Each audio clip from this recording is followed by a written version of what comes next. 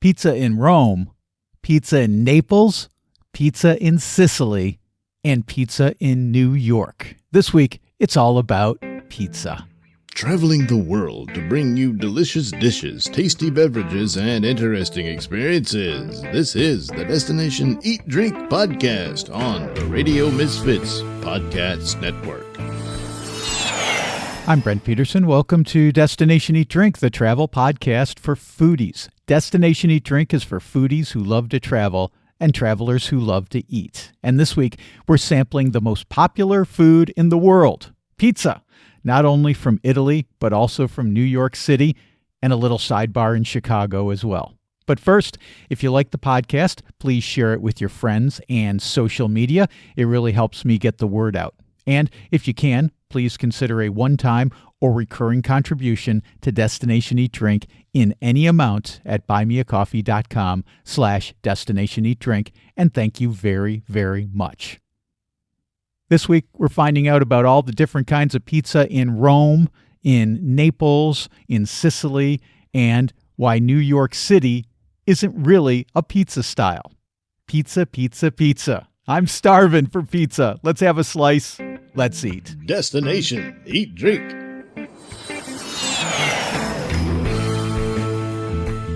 Katie Parla is a New York Times best-selling author, TV personality, podcaster, and tour guide based in Rome. She shares her expertise about the pizza of her adopted city. I want to talk about pizza because depending on where you go, I just talked to someone from Naples, and we did an episode about pizza in Naples. Wherever you go in Italy, the pizza might be completely different. The pizza in Naples is different than the pizza in Sicily. Roman pizza is its own thing, not completely, but different than the other kinds of pizza. And I think Roman pizza might be lesser known than some of these other kinds of pizza that we can get in Italy. So maybe talk about what is Roman pizza and how can we enjoy it when we're in the city? Roman pizza really falls into two categories with three styles, for lack of a better term. So you've got your personal round pizza. That's roughly the same diameter as a Neapolitan pie, but it is stretched or rolled very thin, so it has almost no rim, and it's a bit crispy. So very, very different than the texture of Naples pizza. That you can eat at a wide array of places. I really like Da Remo in Testaccio and Ai Marmi. There's also a place in Centocelle called 180 grams Pizzeria Romana, and they do something that's a little bit more substantial. So not the super like wafer thin, but a slightly thicker crust using 180 grams of dough instead of the sort of traditional 110 to 120. And then the other category is pizza by the slice, and that falls into two separate incarnations. You can either go to a place like Pizzarium and get pizza by the slice cut in rectangular pieces from a sheet pan. Right. Or you can go to a bakery and have pizza by the slice cut from a long oblong slab that's not cooked in any pan at all. It's cooked directly on the oven deck. And you can get pizza alla palla, which is the oblong bakery style, from whenever bakeries open, which is not quite as early as they do elsewhere. And the pizza by the slice, cooked in the sheet pan, or pizza in teglia, is instead available from lunchtime to dinner time. And then at dinner time, that's traditionally when you get the round pizza, the thin crust Roman pizza. So you can basically have pizza for breakfast, lunch, and dinner and be covered. And that's not a bad thing. My favorite thing to do is at lunchtime, go get one of these slabs of rectangular pizza, because you've got all the Roman office workers who are going into these places and they're getting their lunch, and it's a very evocative atmosphere and a lot of fun. And where are some of your favorite places to go to get these slabs of pizza at lunchtime, Katie? I go to the same places all the time. I go to Antico Forno Roscioli and Forno Campo dei Fiori. Those are right in the center of town, which, typically most cities don't have a plethora of awesome places to eat right in the center. Right. But in Rome, a lot of the cafes and bakeries are awesome because they don't exist for tourists. They exist to feed office workers and bureaucrats and people who have quick lunch breaks and meager stipends, or are just after something really delicious. So those are great spots to check out. Katie Parla was also on the podcast talking about her book, The Joy of Pizza and the Marketing Scam of 00 Flour. You see this with lots of other foods and drinks as well. Wine comes to mind immediately. It's like if it doesn't fit into this exact category, then it somehow becomes excluded, even though it might be incredibly interesting and delicious and fascinating and something you want to try. Totally. And dogma doesn't necessarily equate to quality because, and this is also like wine's a great analogy, a wine could adhere to all of the rules and regulations and production zones required by the appellation, but it could also be like really bad. And the outcome, the sort of result, is not something that's judged. It's the process. Like Neapolitan style, in order to be a Neapolitan pizza, like officially certified, the pizzaiolo has to have a specific training, use certain flours, like 00 flour, which actually is like big marketing scam, has to use San Marzano tomatoes, which, like, no surprise to anyone who follows like food fraud on the globe, not enough San Marzano tomatoes to supply the demand. So guess what? There's a lot of like illegality in that field. And so I could, like, I think, write a book about how following the Neapolitan style could lead you astray and actually prevent you from making great pizza. That said, there's some great Neapolitan pizza makers. Shout out to Attilio in Naples, Giro Salvo, Enzo Colcia. But I think, generally speaking, the Neapolitan style could be a lot better all over the world. A lot of stuff to unpack with that, with what you just talked about, Katie. But I think the first thing I want to ask you about is why no 00 flour? Because that's been indoctrinated into our brains now. You see so many pizza places coming in saying 00 flour, 00 flour over and over again. And now it's like it becomes sort of a mantra. Why are you against 00 flour? Well, 00 flour is an Italian flour. Footnote, the 00 is a method of nomenclature used in Italy to express like the most highly refined flour. So it's like the one with the least nutrition, it's milled the finest, and that's what 00 means. 00 flour, because of its complete absence of identity, it's pure milled endosperm, can't give you a sense of terroir. It can give you like the high protein that you're looking for if you're making certain pizza styles, for sure. But because Italy historically has not grown enough grain to supply its demand, a lot of that grain's traveling from all over the world, landing in Italy, getting milled, getting bagged up, and then being sent back to where it grew in the first place. Like a lot of the wheat in Italian bags of flour is actually from the US or Canada. And I think I'm going to speak to a US audience. That's certainly the audience for The Joy of Pizza. There are some incredible flour companies in the US doing things that are, not expensive. They're super affordable. They're milled to the same specs year in and year out. So you can have a really consistent product without having to buy into the marketing that Caputo and other companies have really sort of dominated the field with. So if I hear you, Katie, from what you're saying, 00 flour is basically the Wonder Bread of flours. And listen, I love a Wonder Bread. One of my favorite sandwiches is the tramezzino in Italy with like tuna salad and egg. We eat it on basically Wonder Bread with the crust cut off. Wonder Bread is super consistent. It lacks nutrition. And I think if you're trying to make a really delicious pizza, if the base is made with something totally inert, then it's probably not going to be as good as it could be unless you're a complete master and use fermentation and all sorts of things to tease out the best flavor profile. But I would say if you're shopping in North America, ditch the 00, use bread flour or even all-purpose flour. It's going to have the protein quantity necessary for creating a really good base, especially for the 5 doughs in the Joy of Pizza. And then the 5 doughs in the book start out with like super simple, like white flour, and then work up to more sort of heirloom wheats, different types of bran inclusion. So you got to learn like the kind of refined flour Wonder Bread stuff first before you move up to the more complex, like sourdough style baking. Marco Scapagnini is the founder of Niche Italy, a tour company that takes visitors who love food all over the boot. He talks about the pizza from Sicily.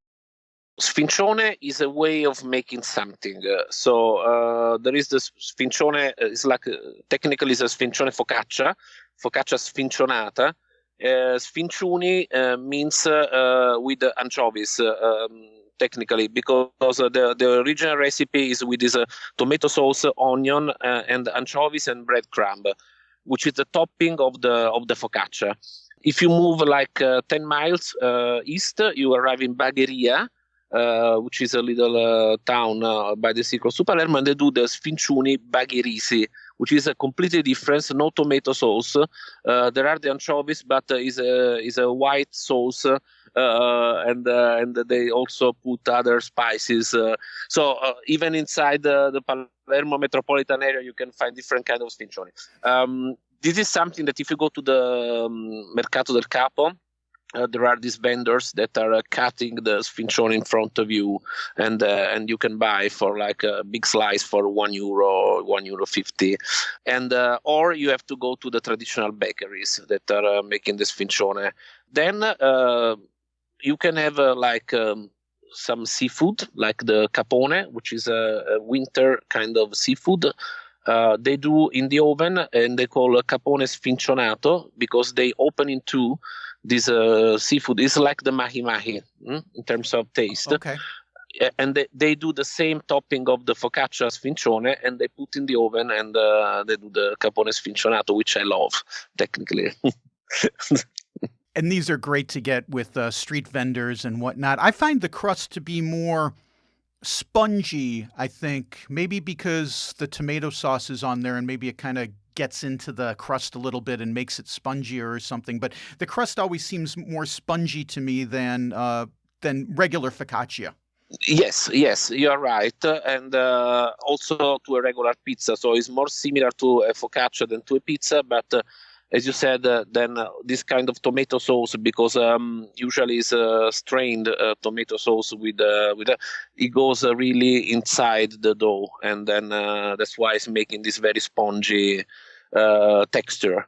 But you are exactly right, and it's very hard to find in a restaurant or in a supermarket, because it has to be done in the traditional way. Just to give you an example, that in Sicily, when you ask to someone, where are you going to find the best caponata, where are you going to find the best sfincione, you know where? At my home. So because so we have a big tradition to eat at home. So we don't used to go outside so much. Maybe when we have to go with friends and everything, but the big tradition of the Sicilian kitchen, as well as the Napolitan, is with the grandmother cooking, or mother, or grandma's kitchen. Kitchen, yes. Scott Weiner is a pizza expert who runs Scott's Pizza Tours. He's also written about pizza and is the owner of the Guinness World Record largest pizza box collection. He tells me about why New York-style pizza is impossible to define. How do you define it? Are there certain parameters that you put and you say, this is New York-style pizza and this is not? Well, I have lots of thoughts about this concept of style, and I've written about it, and I give lectures about style of pizzas. And the way that we tend to define style is usually not originally defined from within a place. It's usually defined from beyond the place. So, for instance, New York style, it was never a phrase that New Yorkers used. It was really a phrase that was used from beyond, in much in the same way that Chicago or New Haven or Detroit, it's always, oh, this is the thing that they do there. It's only recently is it something that's becoming self-defined, which is this is what we do here.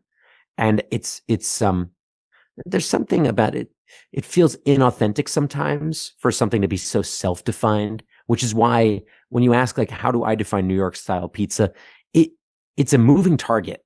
And I think when most people hear that phrase, they think of it's a movie about New York, a character's eating pizza, and it's always a giant slice hanging off the edge of a paper plate. They're eating it while they're walking, they're folding it in half. And so in that sense, New York style pizza is the slice. It's the pizza that you eat on the go because New Yorkers are always in a rush, which is true. And you're in and out of the place within 2 minutes if you want. Whereas the thing that you would think of as Chicago deep dish, for instance, is sort of the antithesis. It's you're here for 45 minutes just waiting. At least. You can't stand up while you're eating it. You can't pick it. Which is why so many people want to pit those two styles against each other in some weird way that there might be a battle and a victor, but it's just that they're opposite ways of enjoying similar components. So New York style, I think, is what that phrase really means is that portable, foldable, flexible, chewy yet crisp style. But I also think it's evolving because I've had people come on tours and they say, oh, well, obviously I want to get a dollar slice, which in New York is like a crappy version of the New York slice pizza. But in their minds, well, that's what New York is known for. It's these super cheap late night slices. So in some ways, the definition is not controlled by those of us here. It's usually controlled by the perception of people from beyond our borders. Yeah, it's like in Chicago, we would always make the joke, no one eats deep dish pizza in Chicago unless someone visits from out of town. Oh, and I love that, Brent, because Chicagoans, in my experience, might end up on a tour or just in conversation, and they will defend what people perceive to be Chicago style, the deep dish and stuffed and all this, the thicker stuff, and they'll defend it and they'll say how it's better and it's the best and all this. And then at the end of the argument, they always say, well, we only eat it when tourists are visiting us anyway. So it's this funny thing of like, wait, you were just telling me all that. Now you're saying that you don't eat it? Yeah. Okay. It's so true. So I feel like it's difficult to define New York style pizza as one thing. So maybe it would be useful to kind of talk about the different styles of New York pizza. In other words, what are people doing that is different and interesting in your mind, Scott, when you travel around New York? Well, do you remember the first time you ever had pizza in New York? Oh, man. See, I moved to the East Coast in 1990. And so I don't think I'd been to New York before that. So it would have been sometime around 30 years ago. And I can't say I remember the first time specifically, although I'm sure the first time I went to New York, I had a slice of New York pizza.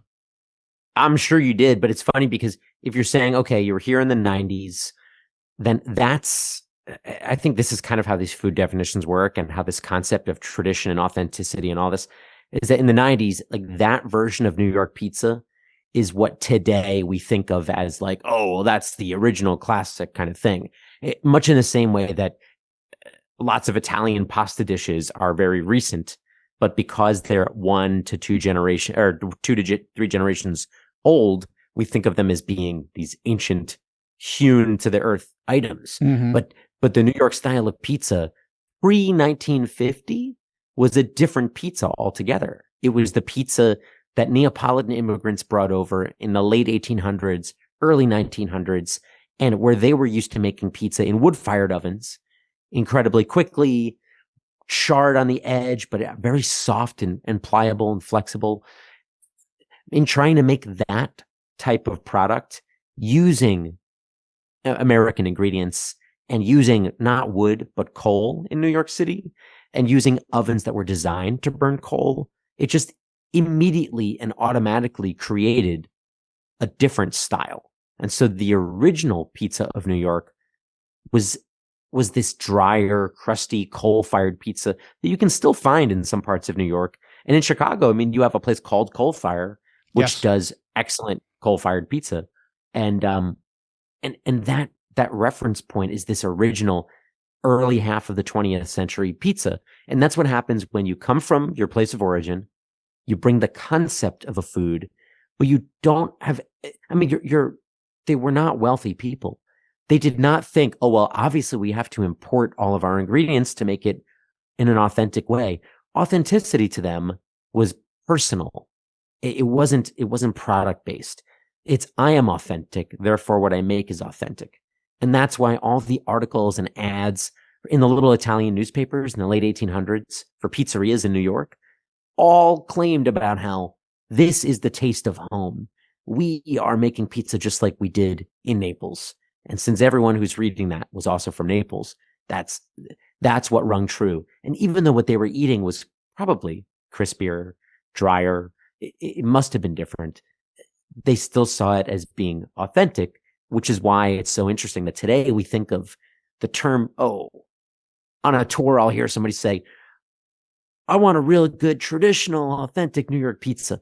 And they're talking about the 1970s, 80s, 90s version, which is the version that happened after the Second World War. The gas-fueled oven, which bakes at a lower temperature than coal and then wood. The low-moisture mozzarella, which is different from the fresh mozzarella that you get in Neapolitan pizza. Sure. And more heavily seasoned sauces that are made with American tomatoes, because in the 1940s, we were not importing tomatoes from Italy during wartime. No. Which is when the American tomato industry expanded. And that's why what you and I think define as New York pizza is this second wave of pizza in New York, of pizza styles in New York. So these guys are still around, some of these, I'm using air quotes here, traditional or authentic New York style pizza places, but there has to be a new wave of pizza makers coming through. I'm familiar with a few of them. Tell me about a couple of your favorites. Who's doing innovative new things in New York that you find particularly intriguing or fascinating? Well, it seems like the common thread among that new wave of pizza makers that are doing something really great in New York right now, and really everywhere, is that they're taking a look at what we always thought was this traditional way of doing things. And, oh, well, in New York, you must do X, Y, Z. And I make it this way because that's the way my father made it. And that's the way we're going to continue. And I'm never going to make a change because I don't want to ruin the traditional aspect and the history of this place. And this new wave is looking back at that and saying, well, why wouldn't I want to make changes? Why were they doing this thing the way that they taught me to do it when there's a better way to do it? And when I'm saying the word better, I just mean maybe more efficient, maybe a better way to coax flavor out of wheat flour. Because I think when you're cooking over generations, using the same methods and the same techniques, but ingredients change. If you decide to buy a different type of flour because it was 3 cents cheaper per bag, and that was 30 years ago, maybe you're still using that. And that's what's changed your product without you really admitting to it. So this new wave is looking at pizza not just as a recipe, but as a formula and as a bread.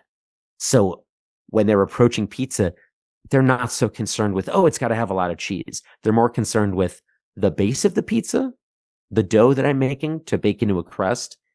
That is the most important ingredient. And so this kind of new wave of pizzerias that are popping up all over the country, not just New York, they're realizing that there are no rules, and the chemistry and the physics and the biology of baking are the only rules. And within those, you can actually do way more than you could just by saying, well, I've got to use this exact amount of yeast and a handful of salt and 1 bag of flour. It's, these places are approaching it like a bread. So they're using more water. They're making their dough slower. Mm-hmm. They're putting it together. They're not putting it in a mixer, all the ingredients, hitting the go button, going out for a smoke, and then coming back in 20 minutes to overmixed tough dough.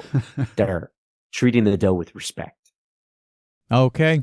So interesting. Scott's a great guy, and we're going to have him back on the show in just a couple of weeks. He's just returned from Italy, where he judged a pizza making competition in Naples.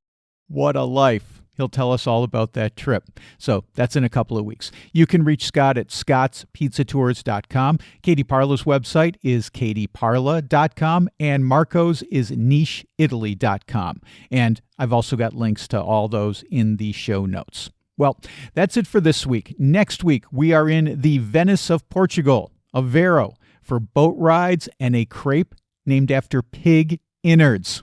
Don't worry, it's delicious. Don't miss that. Until then, I've got lots happening at destinationeatdrink.com. On the blog, I just posted a story about a very divisive drink in Spain. I posted this on my social media, and I've never had so many people say yuck about what I thought was a pretty innocuous beverage. You can read about it at destinationeatdrink.com/blog. And I also just posted a new video. Speaking of Aveiro, this one's about a town right next to Aveiro, Costa Novo. And we climbed to the lighthouse top to see the incredible views, hang out at the beach, and have some pretty amazing street food. You can check that out at destinationeatdrink.com by clicking on the video tab, or by visiting my YouTube channel at Destination Eat Drink 946. And if that's not enough, I also have a Substack page. I just posted a story about living car-free here in Portugal. If you're interested in that, you can read it at destinationeatdrink.substack.com. Thanks for listening. If you want to support Destination Eat Drink further, you can make a one-time or recurring contribution at buymeacoffee.com/Destination Eat Drink. And thank you very, very much. Destination Eat Drink is distributed by the Radio Misfits Podcast Network and Ed Silla. Thanks, Ed. I'm Brent Peterson. I'll see you down the road. Join us next week for another culinary adventure on Destination Eat Drink, a presentation of the Radio Misfits Podcast Network.